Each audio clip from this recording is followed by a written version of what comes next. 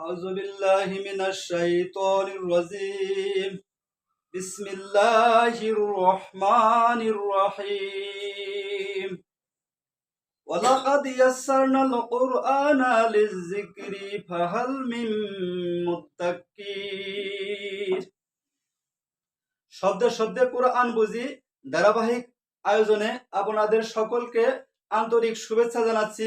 আমি মোহাম্মদ মোশাররফ হোসেন। প্রতিদিনের ন্যায় আজ আমরা একটি সূরার প্রতিটি শব্দের অর্থ এবং এর গ্রামাটিক্যাল বিশ্লেষণ সম্পর্কে আলোচনা করার চেষ্টা করব ইনশাআল্লাহ। আজকে আমাদের নির্বাচিত সূরাটি হচ্ছে সূরাতুল মাউন। সূরাতুল মাউন। সুতরাং চলুন আলোচনা শুরু করা যাক। আমি বোর্ডে লিখে রেখেছি, প্রথম আয়াতটি হচ্ছে আরাআইতাল্লাযী ইউকাযযিবু বিদ্দীন। প্রথম শব্দটি হচ্ছে আ। প্রথম শব্দটি হচ্ছে আ। এই যে আ হামজা, এর অর্থ হচ্ছে কি? এটা হচ্ছে হরফে ইস্তিফহাম মানে প্রশ্নবোধক হামজা। একে বলা হয় প্রশ্নবোধক হামজা। এর অর্থ হচ্ছে কি? ইংরেজিতে যেমন হোয়াট আছে, আরবিতে এরকম আ, হাল, মাজা, এগুলোর অর্থ হচ্ছে কি। তাহলে প্রথম হরফটি হচ্ছে আ, মানে এর অর্থ কি, আমরা লিখলাম কি। এরপরে শব্দটি হচ্ছে রাআইতা। রাআইতা। রাআইতা শব্দটি এসেছে রাআ ভার্ব থেকে। রাআ মানে দেখা, রাআ মানে সে দেখেছে। আমরা জানি আরবি ফেলগুলো, আরবি ভার্বগুলো সর্বদা অতীতকালের ফর্মে থাকে, পাস্ট ফর্মে থাকে, থার্ড পারসন সিঙ্গুলার ফর্মে থাকে। বাংলা এবং ইংরেজিতে মূল ভার্বগুলি, ক্রিয়াগুলি প্রেজেন্ট ফর্মে থাকে, কিন্তু আরবিতে এর নিয়ম হচ্ছে বিপরীত। আরবিতে মূল ক্রিয়াটি, মূল ফেলটি, মূল ভার্বটি অতীতকালে থাকে এবং এটা থার্ড পারসন সিঙ্গুলার নাম্বার থাকে। ওয়াহেদ মুজাক্কার গায়েব এই ফর্মে থাকে। তাহলে রাআ মানে সে দেখেছে, রাআ সে দেখেছে, রাআউ তারা দেখেছে, রাআইতা তুমি দেখেছো, রাআইতুম তোমরা দেখেছো, রাআইতু আমি দেখেছি, রাআইনা আমরা দেখেছি। এখানে আছে রাআইতা। রাআইতা সাধারণত অতীতকালের কোনো ভার্বকে যদি আমরা তুমি অর্থে প্রকাশ করতে চাই, তাহলে মূল অতীত ক্রিয়ার আরবি যে অতীত ক্রিয়াটা আছে, অতীত ফেলে মাদিটা আছে, অতীত ক্রিয়াটা আছে, এই অতীত ক্রিয়ার শেষে তা যোগ করতে হয়, তাহলে তুমি হয়ে যা। আর তোমরা করতে চাইলে তুম যোগ করতে হয়, আমি করতে চাইলে তু যুক্ত করতে হয়, আর আমরা করতে চাইলে না করতে হয়। যেন ফা আলা সে করেছে, এটাকে যদি আমরা বলতে চাই যে তুমি করেছো, তাহলে ফা আল তা, এই যে তা দিলে তুমি হয়ে যাবে। ফা আল তা তুমি করেছো। এখন যদি তোমরা করেছো বলতে চাই, তাহলে ফা আলা শেষে তুম যোগ করতে হবে। তা যোগ করলে হবে তুমি, আর তুম যোগ করলে হবে তোমরা। এখন যদি আমি করতে চাই, আমি অর্থে অর্থ প্রকাশ করতে চাই, তাহলে তু দিতে হবে। তাহলে ফা আলতা সে করেছে, ফা আল তুম তোমরা করেছো, ফা আল তু আমি করেছি।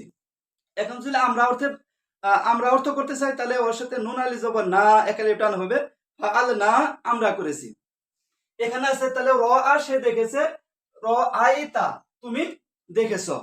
কিন্তু এর আগে আছে আ মানে কি? তাহলে রাআইতা তুমি দেখেছো। এখন রাআইতা তুমি কি দেখেছো? তুমি কি দেখেছো প্রশ্নবোধক। রাআইতা তুমি কি দেখেছো। এরপরে শব্দটি হচ্ছে আল্লাজি। আল্লাজি এটা হচ্ছে ইসমে মাউসুল। ইংরেজিতে যেমন রিলেটিভ প্রোনাউন রয়েছে, who what, who what that which, এগুলোকে বলা হয় রিলেটিভ প্রোনাউন। ইংরেজিতে হু হোয়াট দ্যাট হুইচ এগুলোকে বলা হয় রিলেটিভ প্রোনাউন। আরবিতে এরকম রিলেটিভ প্রোনাউন রয়েছে। আরবিতে রিলেটিভ প্রোনাউন গুলো হচ্ছে আল্লাজি, আল্লাজিনা, আল্লাতি, এগুলো। আল্লাজি মানে যে, আল্লাজি মানে যে বা যিনি, যে বা যিনি আমরা লিখি আল্লাজি মানে যে বা যিনি। তাহলে আল্লাজি যে, ইউকাযযিবু। ইউকাযযিবু আমরা যদি এই ভার্বটাকে একটু বিশ্লেষণ করব, ইউকাযযিবু কই থেকে আসলো? আরবি একটি তিন বর্ণ বিশিষ্ট ফেল বা ভার্ব হচ্ছে কাযাবা। কাজাবা মানে মিথ্যা বলা, কাজাবা মানে মিথ্যা বলা। আর এর আরেকটা ফর্ম হচ্ছে কাজজাবা, কাজজাবা, কাজাবা, এটা 3 বর্ণ বিশিষ্ট বাক্য। আর এটাকে যদি আমরা এই মূল মাঝখানের যে বর্ণটা আছে এটাকে যদি আমরা দ্বিত্ব করি, মানে ডাবল করি, তাহলে এটা আরেকটা বার গঠিত হয়ে যাবে। সাধারণত 3 বর্ণ বিশিষ্ট সকল ফেলগুলোকে বলা হয় 1 নং ফর্ম। ইংরেজিতে এটাকে বলা হয় 1 নং ফর্ম। এর 2 নং ফর্মটা হচ্ছে ওই 3 বর্ণ বিশিষ্ট ভার্বের মাঝখানের হরফটাকে ডাবল করা, তাহলে ওটা 2 নং ফর্ম হয়ে যায়। আর আরবিতে এটা হচ্ছে একটা বাব, এটাকে বলা হয় বাবে তাফঈল, বাবে তাফঈল, বাবে তাফঈল, ফাআলা ইউফাইলু তাফঈলুন। তাহলে কাজিবা, কাজাবা মিথ্যা বলা।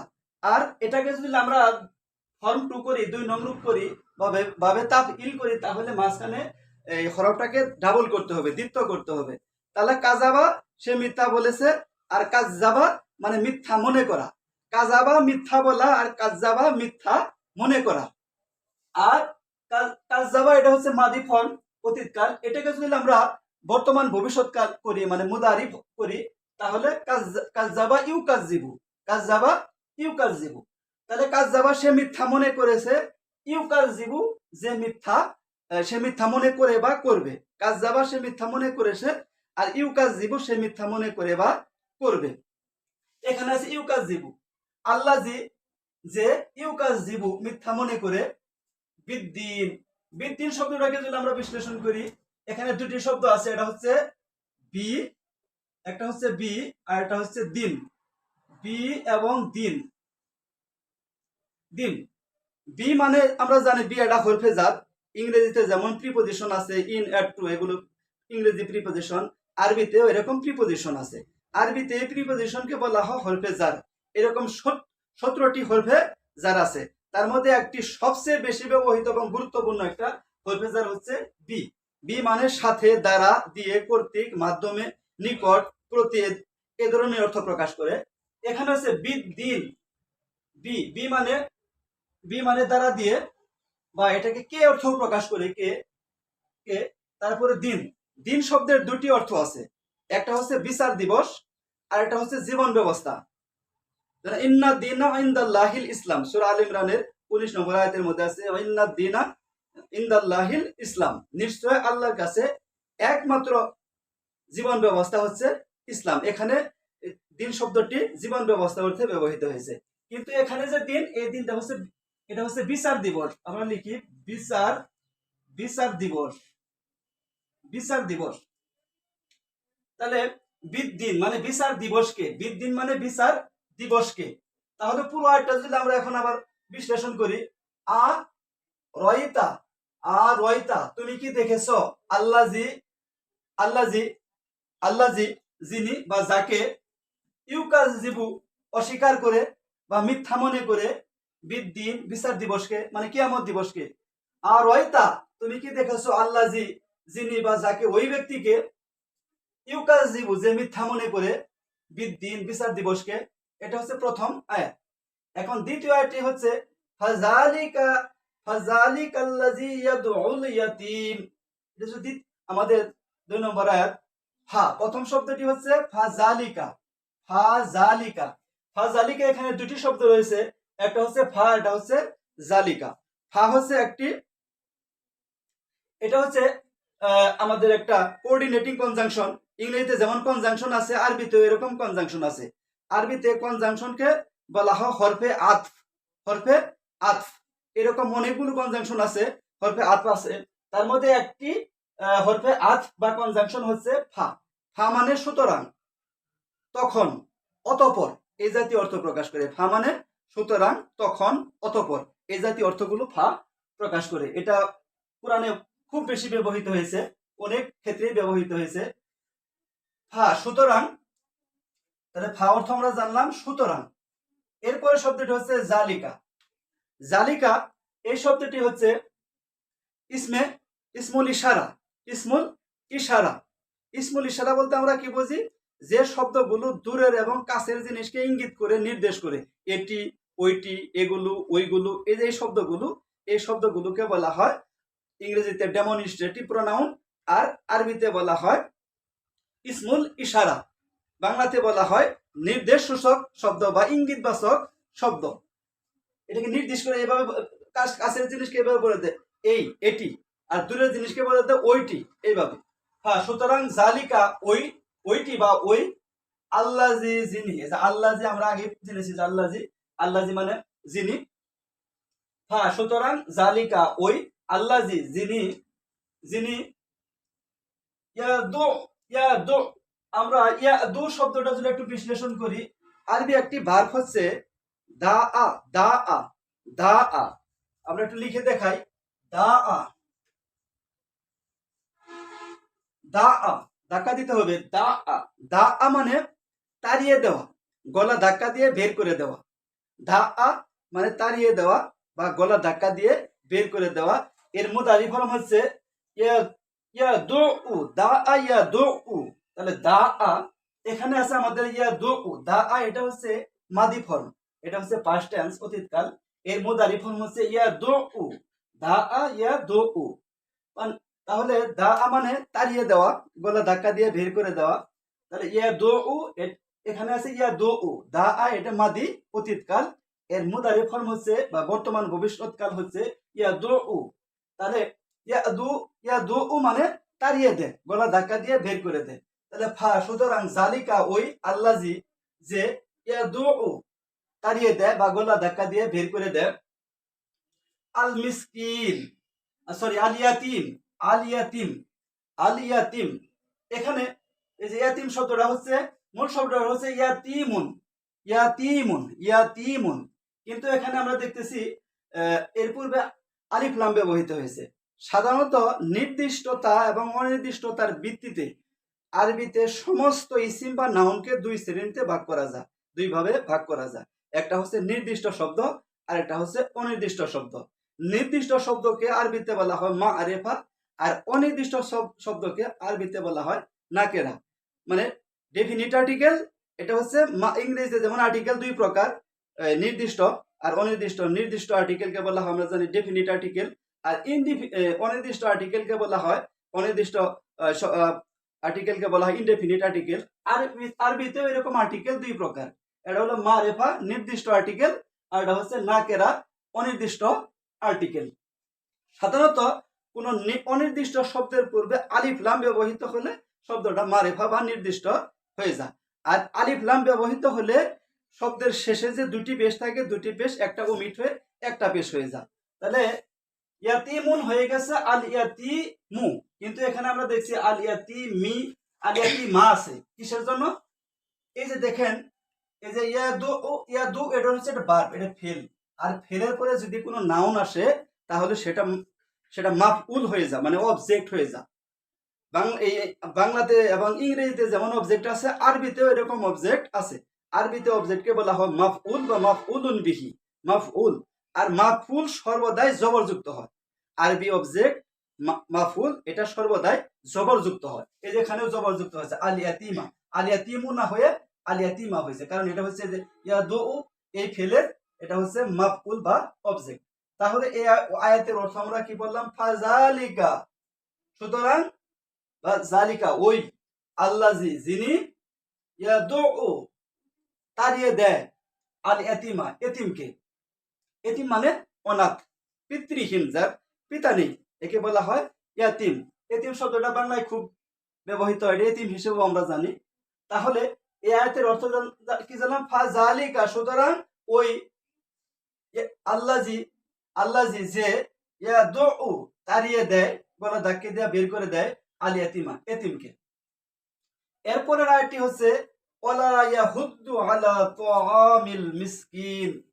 এখানে প্রথম শব্দটি হচ্ছে ওয়া এবং লা।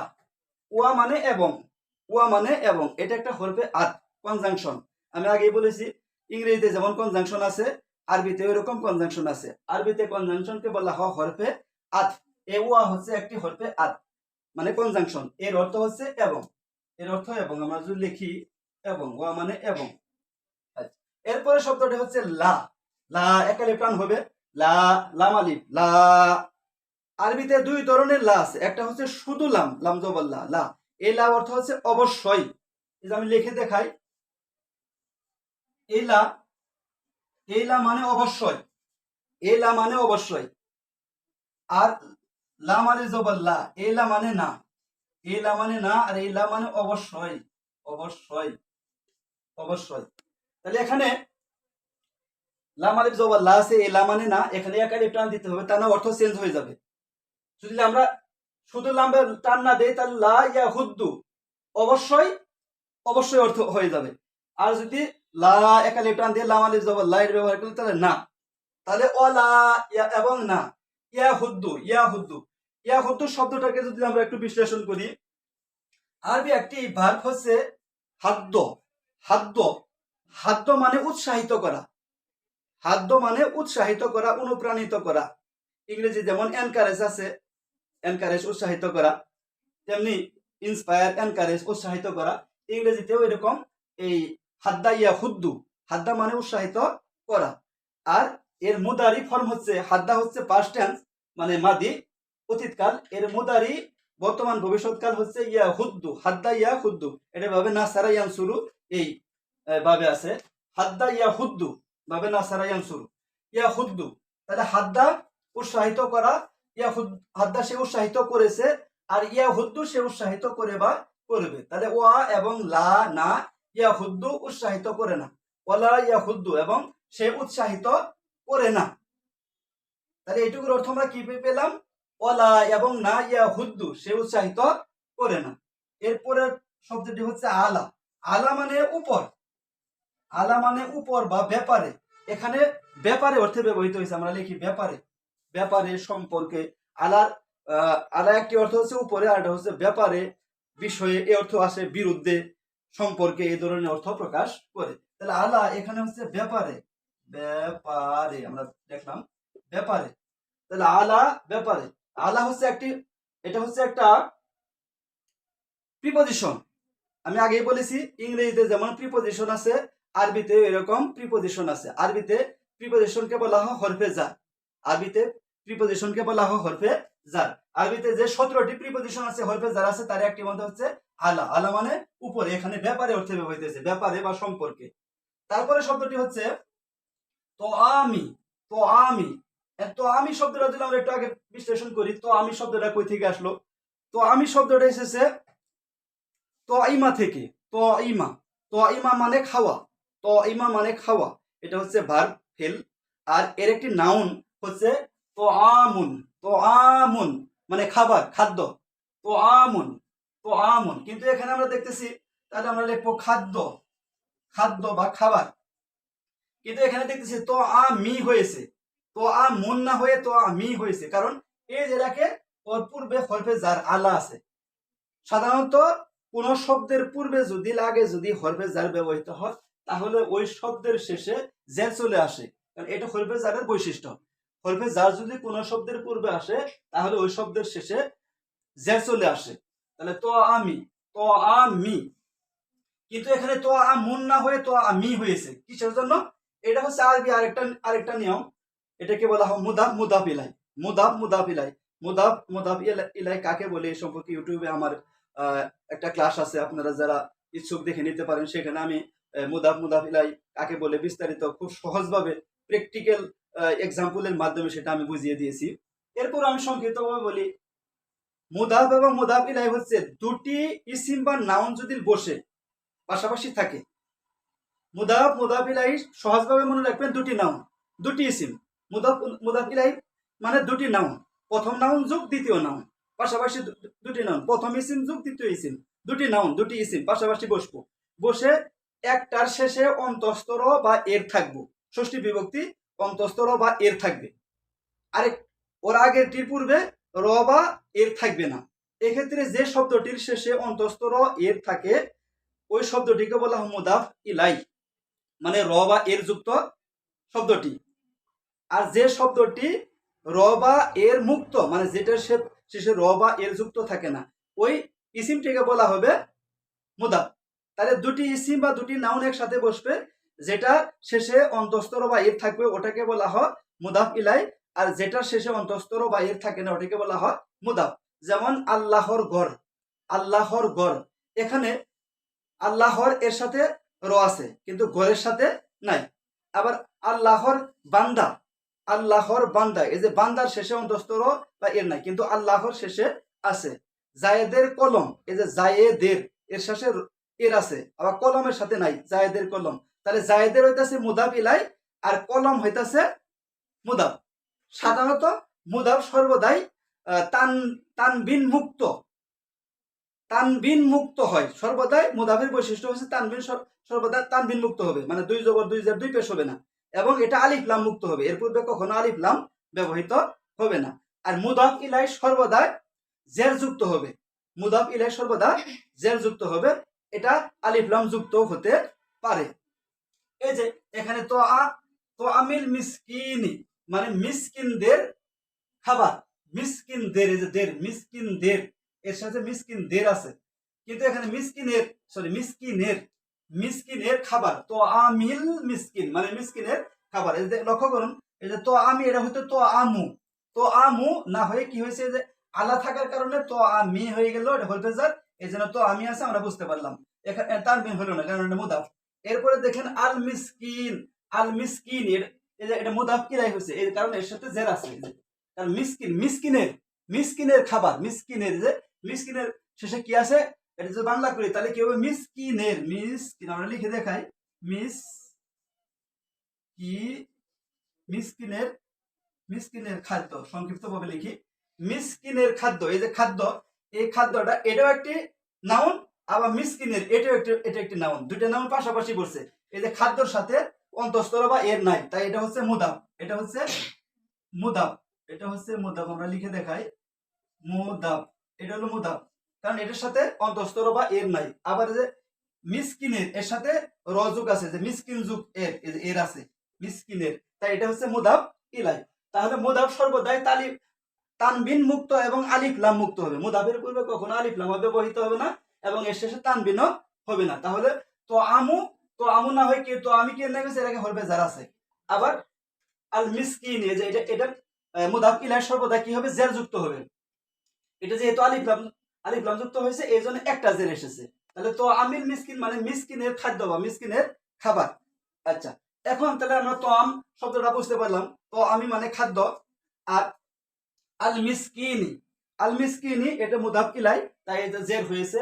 এখন এই মিসকিন শব্দটা কই থেকে আসলো আমরা এটা একটু জানবো, এটার বিশ্লেষণ একটু সংক্ষিপ্তভাবে আলোচনা করার চেষ্টা করবো ইনশাআল্লাহ।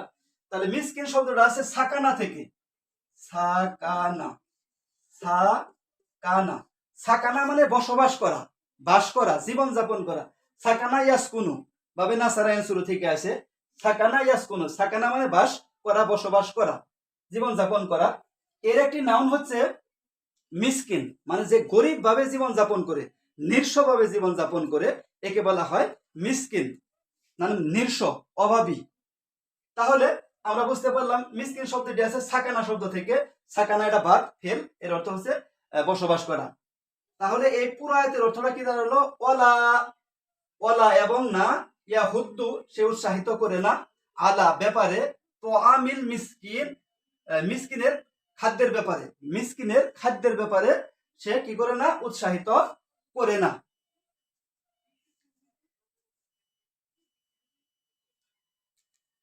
আমরা এরপরের আয়টা এখন জানার চেষ্টা করব। ফাওয়াইলুল লিল মুসাল্লিন, এখানে দুটি শব্দ আছে, ফাওয়াইলুন, ফাজুক ওয়াইলুন, ফাজুক ওয়াইলুন, ফাজুক ওয়াইলুন, ফাওয়াইলুন, ফা মানে আমরা আগে জেনেছি এটা অতঃপর অথবা সুতরাং। আর ওয়াইলুন, ওয়াইলুন শব্দটি অর্থ হচ্ছে ধ্বংস, দুর্ভোগ, শাস্তি, এগুলো অর্থে আসে। তাহলে ফাওয়াইলুন সুতরাং ধ্বংস, ধ্বংস সুতরাং ধ্বংস। এরপরে শব্দটি হচ্ছে লিল মুসাল্লিন, এখানে দুটি শব্দ আছে, এটা হচ্ছে লি, লি একটা হচ্ছে লি আর এটা হচ্ছে মুসাল্লিন।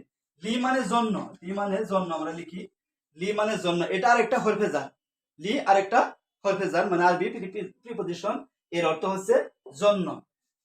আর মুসাল্লিন, মুসাল্লিন শব্দটা যদি আমরা একটু বিশ্লেষণ করি, শব্দটি এসেছে, মুসাল্লিন শব্দটি এসেছে আরবি একটি ভার্ব হচ্ছে সল্লা, সল্লা মানে নামাজ আদায় করা, সলাত আদায় করা, দোয়া করা, দরুদ পড়া ইত্যাদি এই জাতীয় অর্থে আসে সল্লা।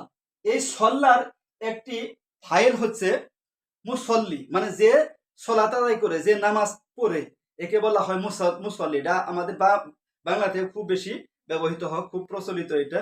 তাহলে সল্লা সলাত আদায় করা, নামাজ পড়া, আর যে নামাজ আদায় করে তাকে বলা হয় মুসল্লি।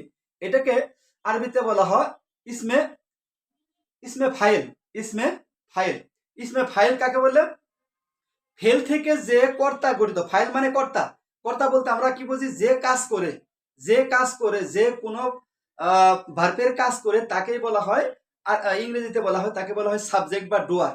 যে কাজ করে তাকে বলা হয় সাবজেক্ট বা ডুয়ার। বাংলাতে বলা হয় কর্তা, আর আরবিতে একে বলা হয় ফাইল। ইসমু ফাইল। এটা হচ্ছে ইসমু ফাইল। ইসমু ফাইলটা কোনটা? যেটা সরাসরি ফেল থেকে গঠিত হয়।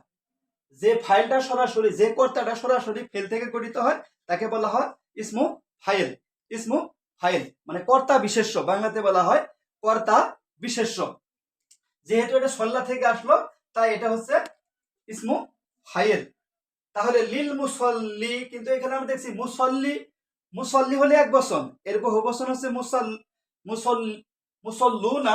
মুসল্লুনা, কিন্তু এখানে মুসল্লুনা না হয়ে মুসল্লিনা হয়েছে, কারণ এর আগে যে হরফে জার লি আছে। সাধারণত কোন শব্দের আগে যদি হরফে জার থাকে তাহলে ওই শব্দের শেষে কি দিতে হয়? জের দিতে হয়। কিন্তু এখানে এটা বহু বচন হওয়াতে মুসল্লুনা না হয়ে মুসল্লিনা হয়েছে। কারণ বহু বচন, যদি বহু বচনের পূর্বে জমা বা বহু বচনের পূর্বে যদি কোনো হরফে জার আসে তাহলে এটা উনা না হয়ে ইনা হয়ে যায়, অর্থাৎ ওয়ানুন না হয়ে ইয়ানুন হয়। এটা হচ্ছে একটা বৈশিষ্ট্য। কি বললাম? কোন বহু বচনের পূর্বে যদি হরফে জার 17টা হরফে জারের মধ্যে যে কোনো একটা হরফে জার আসে তাহলে সেই বহু বচনের শেষে উনা না হয়ে ইনা হয়ে যায়। এটা হচ্ছে বিশেষ বৈশিষ্ট্য। তাহলে আমরা কি পেলাম? ফা। সুতরাং ওয়াইলুন ধ্বংস, লিল মুসল্লিন মুসল্লিদের জন্য, নামাজিদের জন্য। সুতরাং ধ্বংস নামাজিদের জন্য। আমরা এরপরের আয়াতটি হচ্ছে, লক্ষ্য করুন, এরপরের আয়াতটি হচ্ছে আল্লাযিনা হুম আন সালাতিহিম সাহুন। আল্লাযিনা অর্থ হচ্ছে যারা। এটা হচ্ছে একটি ইসমে মাউসুল, মানে রিলেটিভ প্রোনাউন। এ সম্পর্কে আমি পূর্বেই বলেছি। তাহলে আল্লাযিনা যারা, আল্লাযি মানে যে বা যিনি এক বচন, এর বহু বচন হচ্ছে আল্লাযিনা মানে যারা। এরপরে শব্দটি হচ্ছে হুম। হুম মানে তারা। এটা হচ্ছে একটি আরবি দমির, মানে সর্বনাম, প্রোনাউন। হুম মানে তারা। আন মানে সম্পর্কে। এটা হচ্ছে একটি হরফে, জার, প্রিপজিশন। আমি আগেই বলেছি আরবিতে 17টি প্রিপজিশন রয়েছে। এই প্রিপজিশন গুলোকে আরবিতে বলা হয় হরফে জার। এই 17টি হরফে জারের মধ্যে একটি হচ্ছে আন মানে সম্পর্কে। তাহলে আল্লাযিনা যারা, হুম তারা, আন সম্পর্কে, সলাতিহিম। এখানে দুটি শব্দ রয়েছে, একটা হচ্ছে সলাত আর একটা হচ্ছে হিম। সলাত মানে নামাজ, এটা আমরা আগেই জেনেছি। আর হিম মানে তাদের, হুম মানে তাদের। এখানে মূল শব্দটা ছিল সলাত, যোগ হুম, কিন্তু এখানে দেখতেছি আমরা সলাতি হিম হয়েছে, কারণ এর পূর্বে হরফে জার আছে, আন ব্যবহৃত হলে কোন শব্দের পূর্বে যদি আন ব্যবহৃত হয় তাহলে সেই শব্দের শেষে কি চলে আসে? জের চলে আসে। তাহলে সলাতুন হয়ে যাবে সলাতি। তাহলে সলাতি হওয়ার কারণে পরে শব্দ জের চলে আসবে। সলাতি, এই তার নিচে জের আসে, সেজন্য হুম হয়ে গেছে হিম। তাহলে সলাতিহিম তাদের নামাজ, আন সলাতিহিম তাদের নামাজ সম্পর্কে। এরপরে শব্দটি হচ্ছে সাহুন। এটা হচ্ছে, সাহুন শব্দের অর্থ হচ্ছে উদাসীন। এটা বহু বচন। এর এক বচন হচ্ছে সাহিন এক বচন। এর বহু বচন হচ্ছে সাহুন। তাহলে সাহিন মানে উদাসীন, এর বহু বচন হচ্ছে সাহুন মানে উদাসীন। তাহলে সাহুন মানে উদাসীন, অমনোযোগী, গাফেল। তাহলে আল্লাযিনা যারা, হুম আন সলাতিহিম সাহুন যারা তাদের নামাজ সম্পর্কে উদাসীন। এই আয়াতের অর্থ কি দাঁড়ালো? আল্লাযিনা যারা, হুম তারা, আন সলাতিহিম তাদের নামাজ সম্পর্কে, সাহুন উদাসীন, যারা তাদের নামাজ সম্পর্কে উদাসীন, অমনোযোগী। পরের আয়াতটি হচ্ছে আল্লাযিনা হুম ইউরাউন। আল্লাহ জিনা, এটা আমরা আগে জানলাম যে আল্লাহ জিনা মানে যারা, আল্লাহ জিনা যারা, হুম হুম নাও আগে জানলাম যে হুম হুম মানে তারা, তাহলে আল্লাহ জিনা হুম যারা, হুম তারা, ইউরাউন, এই যে ইউরাউন শব্দটা আমরা একটু বিশ্লেষণ করব। আরবি একটি 3 বর্ণ বিশিষ্ট ভার্ব হচ্ছে র আ। র আ আমরা এটা এই সূরার প্রথমে আমরা দেখেছি র আর আল্লাহ যে ওখানে আমরা দেখিয়েছি। তাহলে র আ, র আ মানে দেখা, র আ মানে দেখা। এর পূর্বে এর সাথে যদি এই যে র এর পরে যদি আমরা এটা আলি বৃদ্ধি করি তাহলে এটা আরেকটা ভাব তৈরি হয়, আরেকটা স্ট্রাকচার তৈরি হয়। আরবিতে মোট 43টি ভাব আছে। ভাব মানে মানে ক্রিয়া গঠনের, ভার্ব গঠনের, ফেল গঠনের যে স্ট্রাকচার প্যাটার্ন নিয়ম, এই প্যাটার্ন বা গঠনকে আরবিতে বলা হয় ভাব। এরকম 43টি ভাব আছে। তার মধ্যে দুই 3 নাম্বার ভাব হচ্ছে, 3 নাম্বার ভাব হচ্ছে বাবে মুফা আলা। বাবে মুফা আলা, বাবে মুফা আলা, মুফা আলা। মুফা আলার বৈশিষ্ট্য হচ্ছে 3 বর্ণ বিশিষ্ট ক্রিয়ার প্রথম অক্ষরের পরে একটি অতিরিক্ত আলিফ যুক্ত করা। ফা আলা, এই এই প্যাটার্নে আসবে ফা আলা। ফা আলা এটা হচ্ছে 3 বর্ণ বিশিষ্ট। এটা হচ্ছে, এটা যদি এটাকে যদি আমরা ভাবে মুফা আলা করবা চাই তাহলে যে ফা আলার পরে এটা আলিফ অতিরিক্ত যুক্ত যুক্ত করতে হবে। তাহলে লিখে আমি দেখাই, ফা আলা এটা হচ্ছে স্ট্রাকচার 1। আরবি 3 বর্ণ বিশিষ্ট সমস্ত ভার্বকে ফর্ম 1 দেওয়া হয় ইংরেজিতে। এটাকে যদি আমরা ফর্ম 3 করতে চাই, 3 নম্বর করতে চাই, তাহলে যে ফা আলা করতে হবে, ফা সরি ফা আলা, ফা আলা। এই যে ফা এর পরে মানে প্রথম বর্ণের পরে একটি অতিরিক্ত আলিফ যুক্ত করলে এটা আরেকটা স্ট্রাকচার আর একটা ভাব তৈরি হয়। এই ভাবটাকে আরবিতে বলা হয় বাবে মুফা আলা, বাবে মুফা আলা। তাহলে র আ সে দেখে, আর র আ এটা যদি আমরা এইভাবে আলিফ বৃদ্ধি করে দিই, র আ, র আ লিখে দেখাই, র আ, র আ মানে লুক দেখানোর জন্য করা, কোন কাজ লুক দেখানোর জন্য করা। তাহলে র আ লুক দেখানোর জন্য করা, এটা হচ্ছে মাদি অতীতকাল। এর মুদারি হচ্ছে ইউরি, ইউরি, ইউরি। ইউরি মানে সে লুক দেখানোর জন্য করে বা করবে। এর বহুবচন হচ্ছে ইউরাউনা, ইউরাউনা, ইউরাউনা। ইউরি সে লুক দেখানোর জন্য করে বা করবে। এখন তারা যুল করতে চাইছে, তারা লুক দেখানোর জন্য করে বা করবে, তাহলে এটা হচ্ছে ইউরাউনা, ইউরি, ইউরাউনা। তাহলে এটা অর্থ আমরা কি দেখলাম, লুক দেখানো, তারা লুক দেখানোর জন্য করে। তাহলে আল্লাহ না যারা হুম তারা ইউরাউন, লুক দেখানো, যারা লুক দেখানোর জন্য করে মানে লুক দেখানোর জন্য আমল করে বা নামাজ করে এই জাতীয় ইবাদত করে তাদেরকে সম্পর্কে বলা হয়েছে। তা আল্লাহ না যারা হুম তারা ইউরাউন, লুক দেখানোর জন্য করে, যারা লুক দেখানোর জন্য করে। এরপরের আয়াতটি হচ্ছে ওয়ায়ামনাউনা, ওয়া, ওয়া মানে এবং, এটা আমরা আগে জেনেছি এটা হরফে আত মানে কনজাংশন। ওয়া মানে এবং, এটা আমরা আগে জেনেছি এটা হরফে আত বা কনজাংশন। এরপরে শব্দটি হচ্ছে ইয়ামনাউনা, ইয়ামনাউনা। আরবি একটি ভার্ব হচ্ছে মানাআ, মানাআ, মানাআ। মানাআ মানে নিষেধ করা, বাধা দেওয়া। মানাআ এটা আরবিতে আমরা বাংলাতে ব্যবহৃত মানা করা, মানা করা আমরা বলি মানা করা, এরকম মানাআ মানে নিষেধ করা, বাধা দেওয়া। এটা হচ্ছে মাদি ফর্ম। এর মুদারি হচ্ছে মানা আয়াম না উ, মানা আয়াম না উ। মানা আ সে বাধা দিয়েছে, আর এম না উ সে বাধা দেয় বা দিবে। কিন্তু এখানে আমরা দেখতেছি এম না উ না আছে, কারণ এটা থার্ড পারসন প্লুরাল ফর্মে আছে, জমা মুজাক্কার গায়েব। জমা আরবিকে যে সিগা বলা হয় জমা মুজাক্কার গায়েব। তাহলে এম না উ সে বাধা দেয় বা দিবে, আর এম না উ না তারা বাধা দেয় বা দিবে। তাহলে ওয়া এবং এম না উ না তারা বাধা দেয়। আল মাউনা, আল মাউনা, এই যে মাউন, মাউন শব্দটা অর্থ হচ্ছে মাউন, মাউন, মাউন শব্দের অর্থ হচ্ছে নিত্য প্রয়োজনীয় জিনিস। ঘরের টুকিটাকি যে জিনিসপত্র আছে, যেমন কোদাল, দা, খুন্তি, এই জাতীয় যে জিনিসপত্র গুলো আছে, এগুলোকে সবগুলোকে একত্রে বলা হয় মাউন। একালি প্রাণ হবে মাউন, মানে নিত্য প্রয়োজনীয় জিনিস। তাহলে ওয়ায়াম নাউন, ওয়ায়াম নাউনা, এবং তারা বাধা দেয় বা তারা উৎসাহিত করে, নিষেধ করে। আল মাউনা এখানে আলিফ লাম ব্যবহৃত হয়েছে, আমরা দেখতেছি আলিফ লাম ব্যবহৃত হয়েছে। আমি আগেই জেনেছি যে কোন শব্দের পূর্বে যদি আলিফ লাম ব্যবহৃত হয় তাহলে শব্দটা মারিফা হয়ে যায়, মানে নির্দিষ্ট হয়ে যায়। কিন্তু এখানে আল মাউন আছে, আল মাউনু না হয়ে আল মাউনা হয়েছে, কারণ এর পূর্বে যে ফেল আছে, বারব আছে, বারব, এই যে ফেল আছে না। তাহলে কোন ফেলের পরে যদি কোন আরবি ক্রিয়ার পরে যদি কোন নাউন আসে, সেই নাউনটা অবজেক্ট হয়ে যায়, আর এই অবজেক্টকে বলা হয় মাফউল। আর মাফউল সর্বদাই অবজেক্ট যুক্ত, এই জবরযুক্ত হয়, মানসুব বা জবরযুক্ত হয়। তাহলে এই আয়াতের অর্থ হচ্ছে ও ইয়ামনাউনা, এবং তারা বাধা দেয় আল মাউন, মানে নিত্য প্রয়োজনীয় জিনিস দিতে, নিত্য প্রয়োজনীয় জিনিস অন্যদেরকে দিতে তারা কি করে, বাধা দেয় বা নিষেধ করে।